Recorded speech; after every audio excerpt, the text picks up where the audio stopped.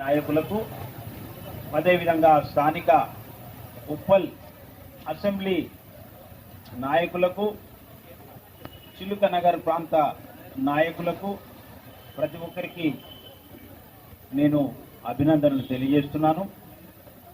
జై భీమ్. మిత్రులారా, మనం ఇక్కడ ఒక మహానుభావునికి సంబంధించినటువంటి జయంతిని జరుపుకుంటున్నాం. ఈ మహానుభావుడు ఏం చేసిండు, ఎవరి కోసం ఆ పని చేసిండు అనే విషయం ఇక్కడ ఉన్నటువంటి ప్రజలకు తెలియదు. ఈ మహానుభావుడు మహాత్మా జ్యోతిబా గోవిందరావు పూలే అనే ఈ మహానుభావుడు ఈ బహుజన సమాజానికి ఏ దేవుడు చేయనటువంటి, ఏ దేవుని వల్ల కానటువంటి ఒక అవకాశాలను ఈ బానిస సమాజానికి బహుజనులకు ఇచ్చినటువంటి దైవ సమానుడు, బహుజనులకు దైవ సమానుడు మహాత్మా జ్యోతిబా పూలే. ఈ జ్యోతిబా పూలే గారు మొట్టమొదటిసారిగా పీడిత ప్రజలందరికీ బహుజనులు అనే పేరు పెట్టింది మహాత్మా జ్యోతిబా పూలే గారు. పీడిత ప్రజలంటే ఎవరు? ఈ పీడిత ప్రజల కొరకు ఆయన ఏం చేసిండు ఈ సమాజానికి తెలియదు. పీడిత ప్రజలంటే ఈ దేశంలో ఉన్నటువంటి బ్రాహ్మణ మహిళలతో మొదలుపెట్టి అన్ని కులాలలో ఉన్నటువంటి మహిళలు అందరూ కూడా ఈ దేశంలో పీడితులే. అదేవిధంగా ఎస్సీలు,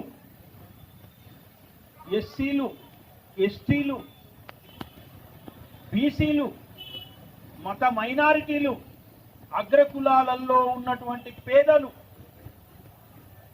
భారతదేశంలో ఉన్న మహిళలందరూ పీడితులు.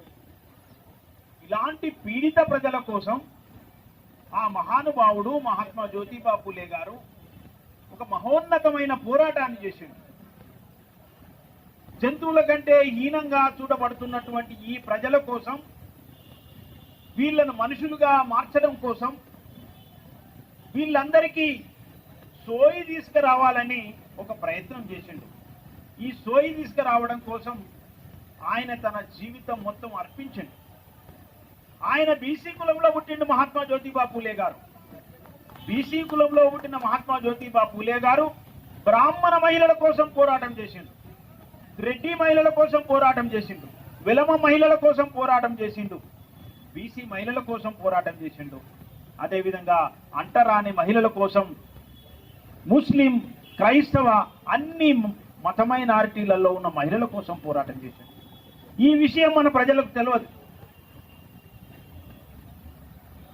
బీసీల కోసం మహాత్మా జ్యోతిబా పూలే గారు ఏం చేసిరో తెలియదు. ఎస్సీల కొరకు ఏం చేసిరో ఎస్సీలకు తెలియదు. రెడ్డిల కొరకు ఏం చేసిరో రెడ్లకు తెలియదు. ఎవరి కొరకు ఏం చేసిరనేది ప్రజలకు తెలియదు. అందుకే ఇవాళ మనం ఇక్కడ సభ జరుగుతా అంటే ఎవరి పనుల వాళ్ళు ఉన్నారు పాపం. వీళ్ళకి బట్టలు ఎక్కడి నుంచి వచ్చినాయో వాళ్ళకి తెలియదు, వీళ్ళకి చదువు ఎక్కడి నుండి వచ్చిందో వాళ్ళకి తెలియదు.